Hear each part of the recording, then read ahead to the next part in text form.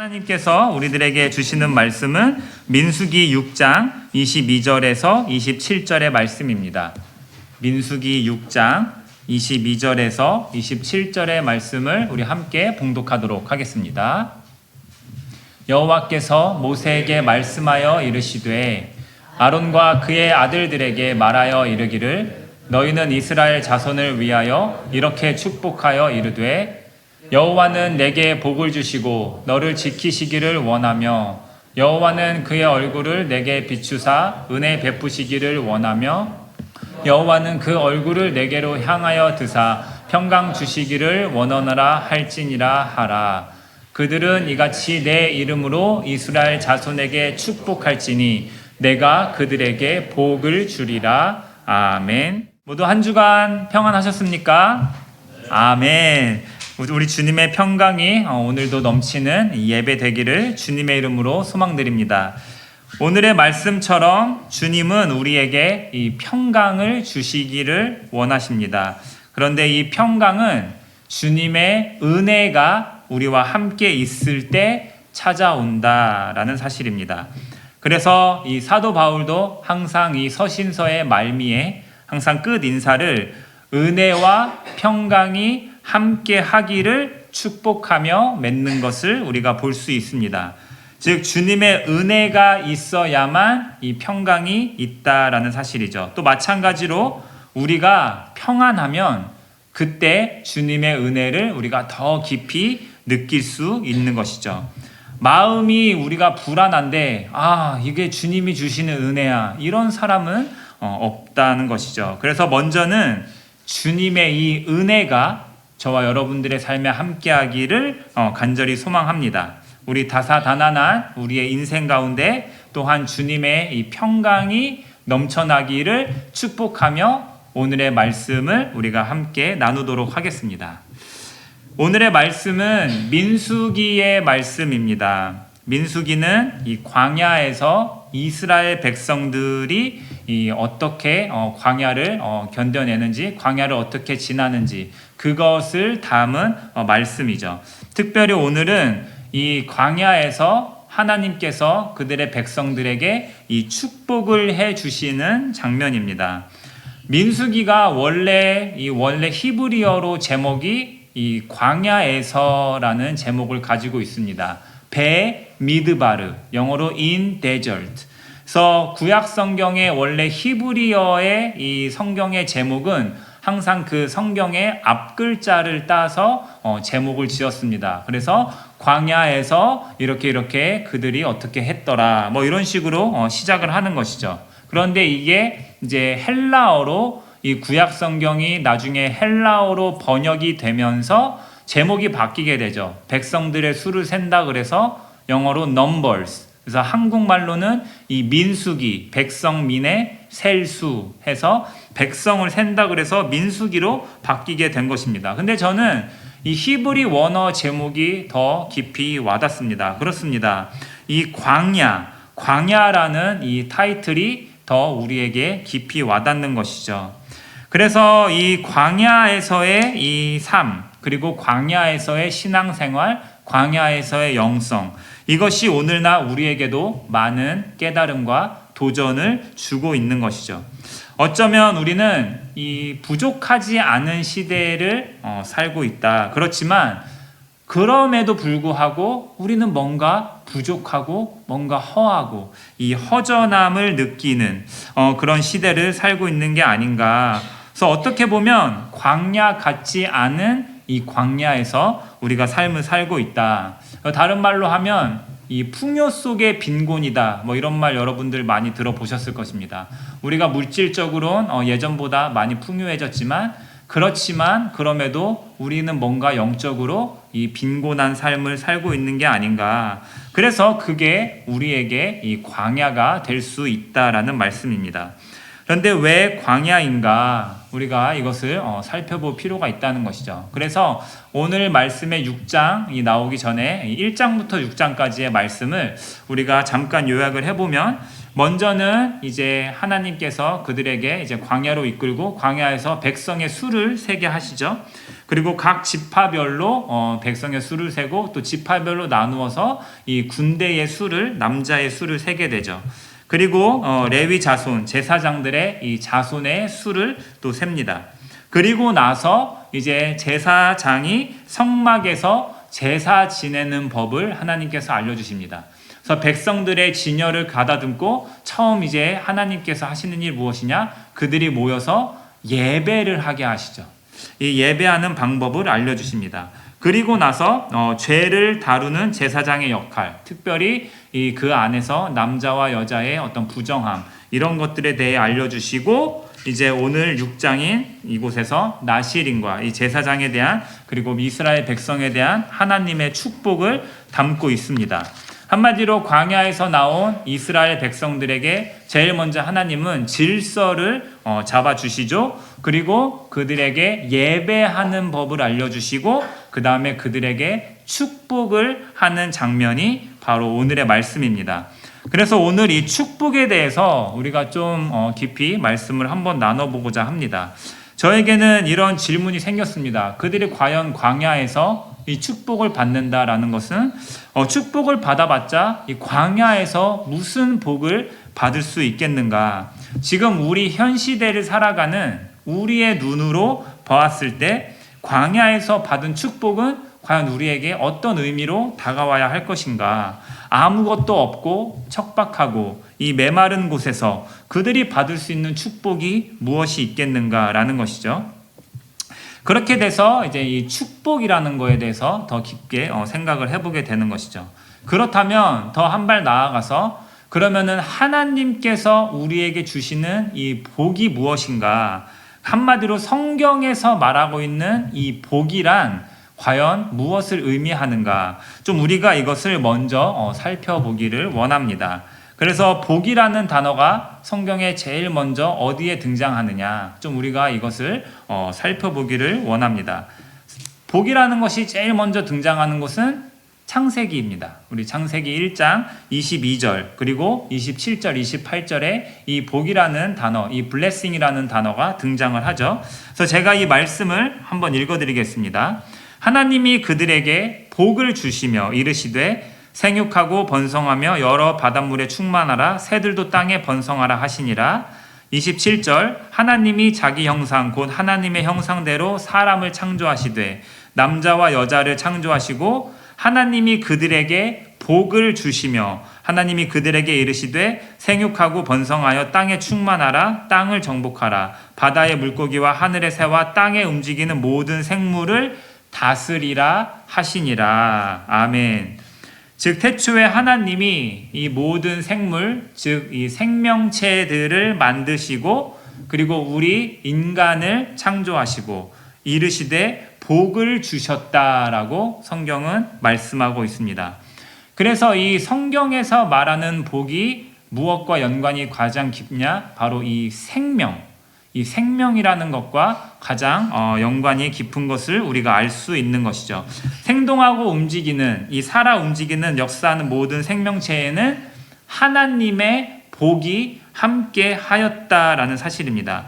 그래서 오늘 읽은 우리가 21절, 27절, 28절 이 말씀을 통해서 하나님께서 우리에게 주시는 복을 우리가 좀 세 가지로 요약을 할 수가 있습니다. 첫 번째는 하나님께서 우리에게 이 생산하는 복을 주셨다라는 것입니다. 생육하고 번성하는 것. 이것은 하나님께서 주신 자연의 법칙이자 이치이자 우리에게 주신 복입니다. 그래서 우리가 이 현 시대에서 가장 크게 우리 기독교와 이 세상의 이 이념과 제일 충돌하는 게 무엇이냐? 동성애죠, 여러분. 동성애. 그러니까 동성애가 우리 기독교적인 입장에서 제일 걸리는 부분이 바로 여기에 있다라는 것이죠. 이 생산하는 복이 그 안에는 생길 수가 없다라는 것이죠. 이 생육하고 번성하는 것. 그래서 이 복은 바로 이 자손의 번성으로 이어지게 됩니다. 그래서 저와 여러분들의 자녀, 우리의 자녀는 하나님의 축복인 것이죠. 즉 하나님께서 더 나아가서 자신이 택한 그 백성의 번성을 위한 복으로 이어지게 되죠. 그래서 하나님께서 아브라함을 갈대아 우르에서 나오게 하시고 그를 불러서 언약을 맺습니다. 그 언약이 무엇이냐? 하늘의 이 별들의 수만큼 내가 너를 통해서 자손을 번창하게 해주겠다. 바닷가의 모래알처럼 이 자손이 번성하는 복을 주셨다라는 것이죠. 그래서 이 구약에서의 언약이 이 신약으로 이어져서 아브라함의 자손인 바로 예수 그리스도를 통해서 그를 통한 믿음의 자녀로 우리가 번성하게 되는 그 믿음의 자녀로서 우리가 복을 받게 되는 것이죠. 두 번째는 이 땅이라는 복입니다. 땅. 모든 생명체는 이 땅 위에서 살아갑니다. 이 성경에서 땅이 굉장히 중요합니다. 땅. 하나님께서는 먼저 아담에게 이 땅을 정복해라 하시고 또한 마찬가지로 아까처럼 이 아브라함에게도 내가 지시할 땅으로 가라라는 거죠. 갈대아 우르를 떠나서 땅으로 가라는 것이죠. 자꾸 땅땅거리네요. 예. 땅은 물론 마찬가지로 신약 시대로 넘어와서 우리가 예수 그리스도께서 하나님의 나라라는 것을 개념을 우리에게 갖고 오셨죠. 그래서 하늘의 뜻이 땅에서도 이루어지이다. 여기서도 또 땅이 나오는 것이죠. 네, 그렇습니다. 그래서 마지막 요한계시록엔 결국에 우리가 어디로 가냐? 새 하늘과 이제 같이 해보실까? 새 하늘과 새 땅. 아멘. 네, 그래서 이 하나님의 나라에서 우리가 영생을 누리는 그 땅이라는 복을 우리가 누리게 된다라는 것이죠. 이렇게 연관이 있다라는 것입니다. 마지막으로는 이 다스리는 복, 이 정복하고 다스리는 것. 여러분, 이 나라, 이 국가가 존립하기 위해서는 세 가지가 존재하죠. 처음에는 백성, 그렇죠? 백성이 있어야 되고, 두 번째는 땅, 네, 땅이 있어야 됩니다. 백성, 국토, 그 다음에 주권. 이거 여러분 안 배우셨나요? 사회 시간에 우리 배우지 않나요? 나라가 존재하기 위해서 세 가지. 나라, 영토, 그러니까 백성, 영토, 주권. 예, 그게 존재해야 된다는 거죠. 주권, 다스리는 이 복이 있어야 한다는 것이죠. 아담에게도 만물을 다스려라. 내가 만드는 이 창조의 세계를 다스려라라는 것이죠. 그리고 구약의 시대에도 그 이스라엘을 다스리는 왕이 나오죠. 다윗이죠. 그 신약에 넘어와서 다윗의 자손인 예수 그리스도께서 우리를 다스린다. 이제는 이 온 세상, 온 우주를 다스리는 그 왕이 바로 예수 그리스도시죠. 그래서 예수 그리스도가 통치하는 바로 그 다스리는 그 복이 우리에게 임한다라는 사실입니다. 그래서 종합적으로 정리를 해보면 결국에 예수 그리스도의 그 구원, 그 성취가 이 하나님의 이 나라로 연결이 되는 것이죠. 그래서 하나님이 그 나라를 세우시기 위하여 백성과 그 땅과 그 다스리는 복을 약속하시고 그 약속을 따라서 우리에게 복을 베풀어 주시는 거죠. 그래서 이 구약에 있어서의 이런 복들 그리고 이 세 가지의 복을 근거로 결국에 예수 그리스도를 통해서 온전히 세워지는 영원한 하나님의 나라로 이어지게 되는 것입니다. 그러므로 하나님의 그 언약이 복이며 그래서 성경에서 말하고 있는 이 복은 하나님의 나라로 우리가 이 신약으로 예수 그리스도로 연결이 되고 결국엔 이것을 사도 바울이 정립을 해서 예수 그리스도를 믿음으로 하나님의 나라에서 우리가 영생을 누리는 것 이것이 즉 복이다라는 것입니다. 그래서 이것을 우리가 뭐라고 부르냐? 복음이라고 부르는 것이죠. 굿 뉴스가 되는 것이죠. 이것이 바로 우리에게 복된 소식인 것이죠. 그래서 복은 결국에 생명이다. 그 생명은 곧 예수 그리스도시다. 죽음에서 부활하신 그 예수 그리스도를 믿는 사람은 결국에 복 있는 사람이다.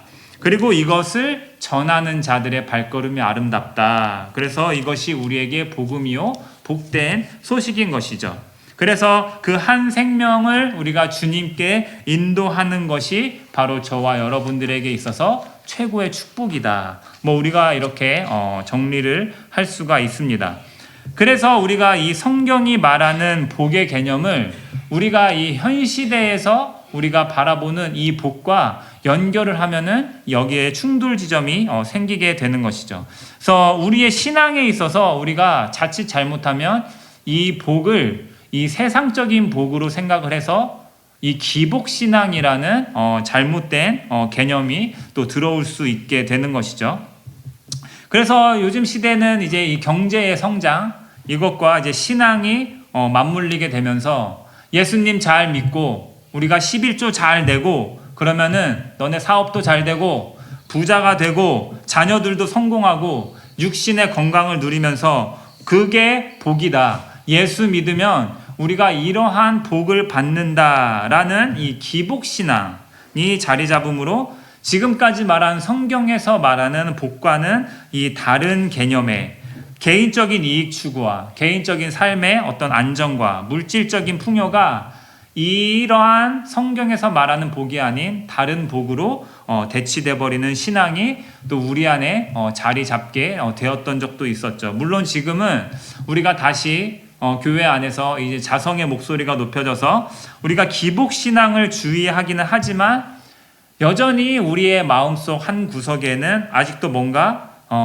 잘 되는 것이 복이다라는 것 아니면 고난을 받는 것은 복이 아니다. 뭔가 이런 식으로 우리가 해석을 할 수 있는 이러한 신앙이 아직까지 우리 안에 존재하게 되는 것이죠.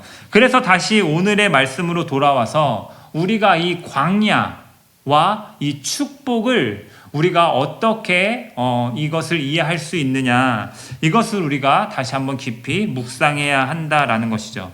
그렇습니다, 여러분. 오늘의 제목이 광야에서 받은 축복인데 광야와 이 축복은 그렇게 어울리는 단어가 아니라는 것이죠. 광야라는 것은 굉장히 이 고난스러운 곳입니다, 여러분. 우리가 말로 그냥 광야 하는데 여러분 우리가 진짜 캠핑장 가서 단 하루만 여러분 안 씻어도 막 몸이 꿉꿉하고 막 되게 불편하지 않나요, 여러분? 근데 여러분 광야에서 40년을 한번 살아본다고 생각을 해보세요. 광야에서 아무것도 없는 척박한 곳에서 진짜 그냥 하나님만 의지하면서 40년을 거기서 살아간다? 저는 이스라엘 백성들의 불평이 굉장히 크게 공감이 됩니다. 저는 불평이 많은 사람으로서 저는 이스라엘 백성들이 저는 이해가 된다라는 것이죠. 결국에 이 광야라는 이 자체만으로도 굉장히 힘들고 괴롭고 어둡고 이러한 광야에서 과연 우리는 어떠한 축복을 기대할 수 있는가라는 것이죠.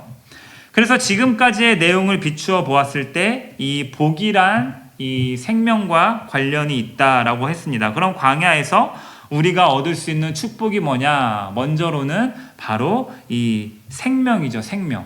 천하의 목숨보다 귀한 것이 무엇이 있겠는가? 광야에서 우리가 목숨을 부지하지 않으면 다 소용없는 것이죠. 죽으면 다 소용없다라는 것이죠. 광야에서 내가 아무리 슈퍼카가 10대가 있고 광야에서 내가 아무리 의리의리한 집에서 내가 살고 있다 한들 기름 한 방울 나지 않는 광야에서 그 슈퍼카들이 그런 럭셔리 카들이 무슨 소용이 있을 것이며 물질적인 부와 명예가 과연 광야에서 어떠한 복을 우리에게 줄 수 있겠는가?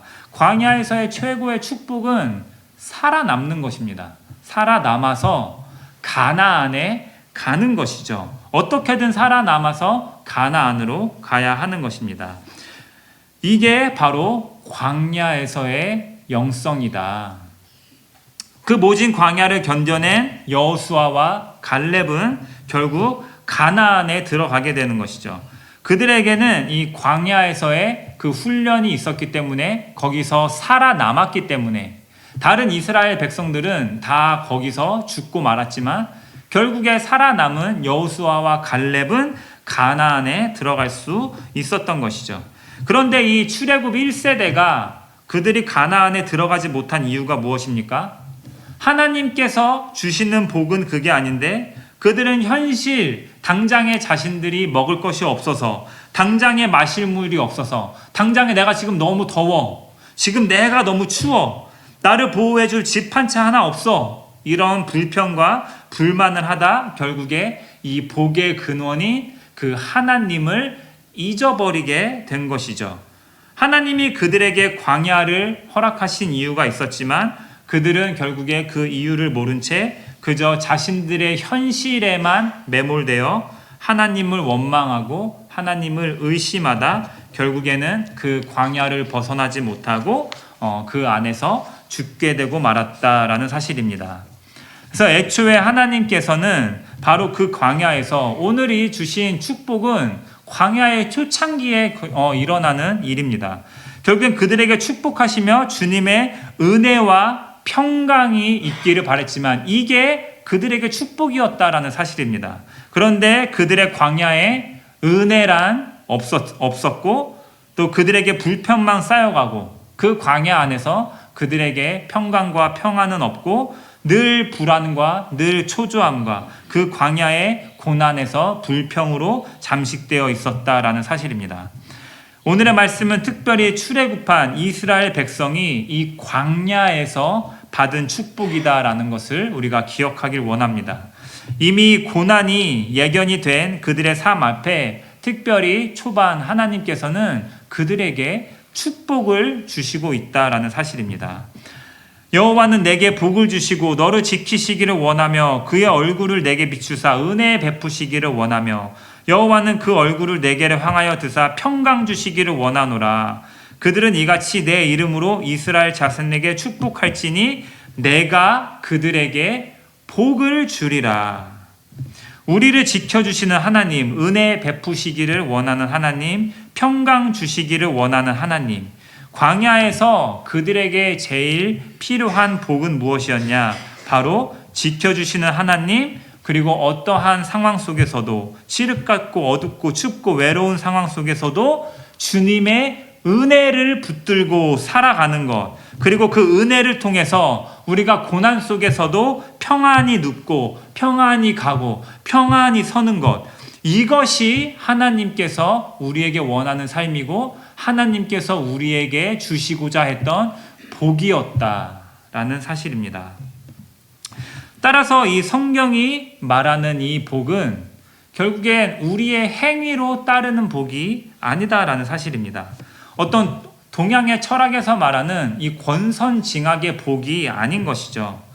우리가 뭔가 선한 행위를 해야만 우리가 복을 받고 우리가 뭔가 잘 될 때만 우리가 복을 받고 그런 것이 아니라 고난 가운데 있다고 그것이 다 우리의 삶에 있어서 불행이 아니라 결국에 복은 하나님께서 우리에게 주시는 복은 어떤 상황적인 것이 아니라 그 상황을 뛰어넘는 주님께서 우리에게 주시는 그 값없는 은혜다. 그것이 우리에게 복이다라는 사실입니다.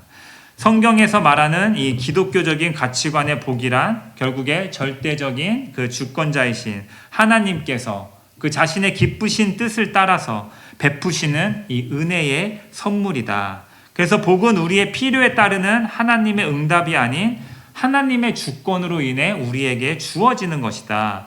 그렇다면 우리가 하나님의 입장에서 이것을 한번 생각해 본다면 하나님께서 주시는 복은 원웨이다 라는 것이죠. 그래서 우리에게 조건적이지 않다라는 결론이 나오게 됩니다. 즉 우리의 행위에 기반을 한 것이 아니다라는 것이죠. 따라서 우리의 행위를 통해서 내가 복을 받는다, 내가 선한 행위를 해야만 내가 복을 누릴 수 있다, 은혜를 받을 수 있다, 그런 게 아니다라는 사실입니다. 누가 복을 받고 싶다고 해서 받을 수 있는 것도 아니고 받기 싫다고 해서 받아지지 않는 것도 아니다. 어디까지나 하나님의 절대적인 주권이고 하나님의 섭리에 따라서 우리에게 주어지는 것이죠. 그런데 이 하나님이 우리에게 주시는 복에는 바로 이 신실함이 있다. 즉 하나님이 우리에게 복을 주시기로 작정을 했다라는 것은 끝까지 지켜주신다라는 그 신뢰가 있다라는 것입니다. 그래서 하나님의 복에는 이 은혜가 있는 것이죠. 은혜는 갚을 길이 없는 우리에게 주는 선물을 뜻하는 것이죠. 그래서 은혜는 하나님이 우리에게 주신 이 최고의 선물이다, 복이다 라는 것이죠. 여기에는 제한이 없다. 하나님의 은혜에는 제한이 없기 때문에 우리에게 그 영생을 약속하여 주신다라는 사실입니다. 로마서 8장 18절 말씀입니다. 생각컨대 현재의 고난은 장차 우리에게 나타날 영광과 좋게 비교할 수 없도다. 베드로전서 4장 13절 말씀입니다. 오직 너희가 그리스도의 고난에 참여하는 것으로 즐거워하라. 이는 그의 영광을 나타내실 때에 너희로 즐거워하고 기뻐하게 하려 함이라. 요한계시록 21장 4절 말씀입니다. 모든 눈물을 그 눈에서 씻기심에 다시 사망이 없고 애통하는 것이나 곡하는 것이나 아픈 것이 다시 있지 아니하리니 처음 것들이 다 지나갔음이러라. 아멘. 그래서 광야에 서 있는 우리가 이것을 기억하기를 원합니다. 저와 여러분들의 인생에도 다 광야가 존재합니다. 때로는 경제적인 어려움이 우리의 광야가 될 수 있고, 건강의 문제가 저와 여러분들의 광야가 될 수 있고, 자녀의 문제가 우리에게 광야가 될 수 있고, 또한 사람과의 관계의 문제가 광야가 될 수 있고, 미래에 대한 불안, 또 염려가 저와 여러분들의 삶의 광야로 자리 잡기도 합니다. 어떤 분들은 아마 지금 이 시간이 광야일 수도 있을 수도 있습니다.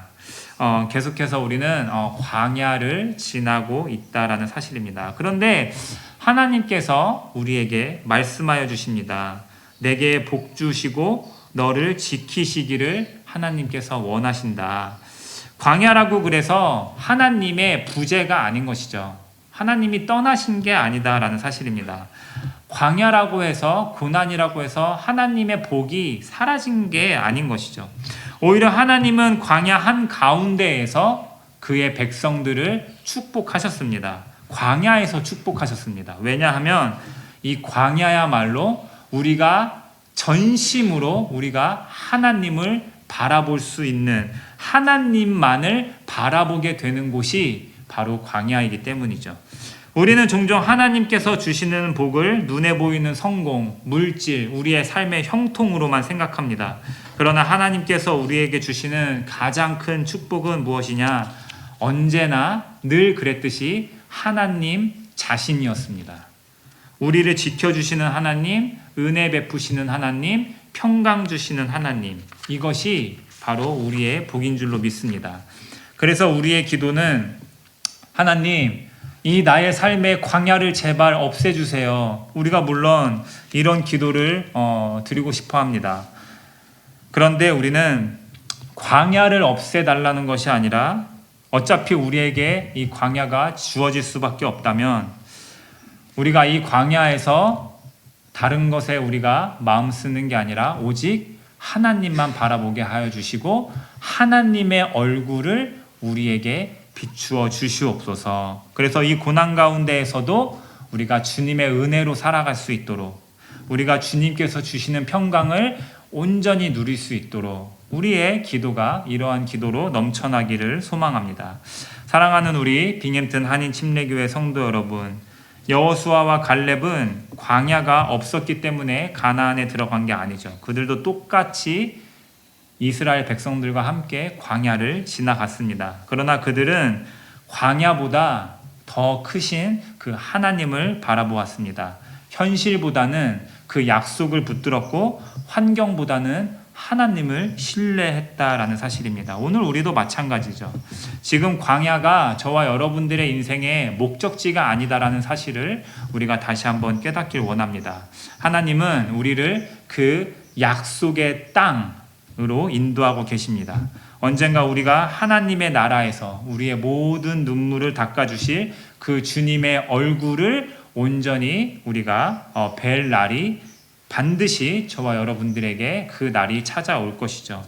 그곳에서 더 이상 사망도 없고 애통함도 없고 곡하는 것도 없고 아픈 것도 없는 그 하나님의 나라, 그 나라를 꿈꾸며 우리가 이 광야와 같은 곳에서도 낙심하지 않고 광야 때문에 하나님을 의심하지 않고 광야 속에서도 우리의 믿음을 끝까지 지키며 그 주님의 은혜와 평강의 축복이 날마다 저와 여러분들의 삶에 함께 하기를 주님의 이름으로 간절히 축원드립니다.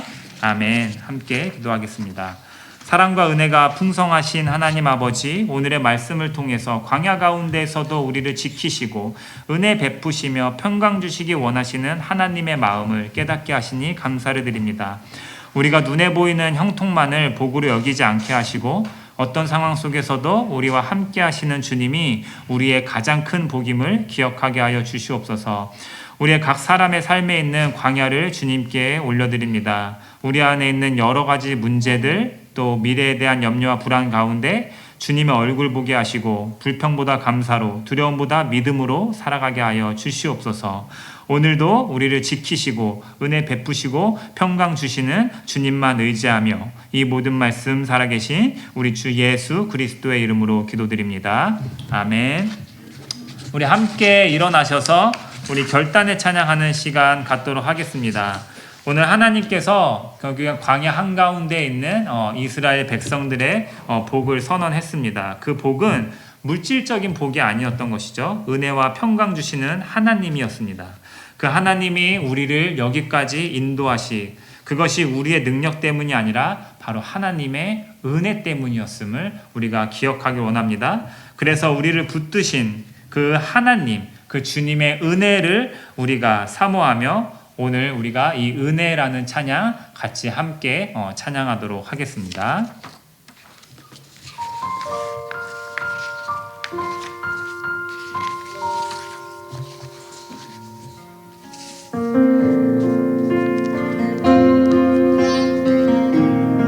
내가 누려왔던 모든 것들이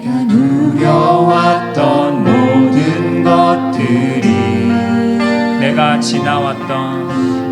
지나왔던 모든 시간이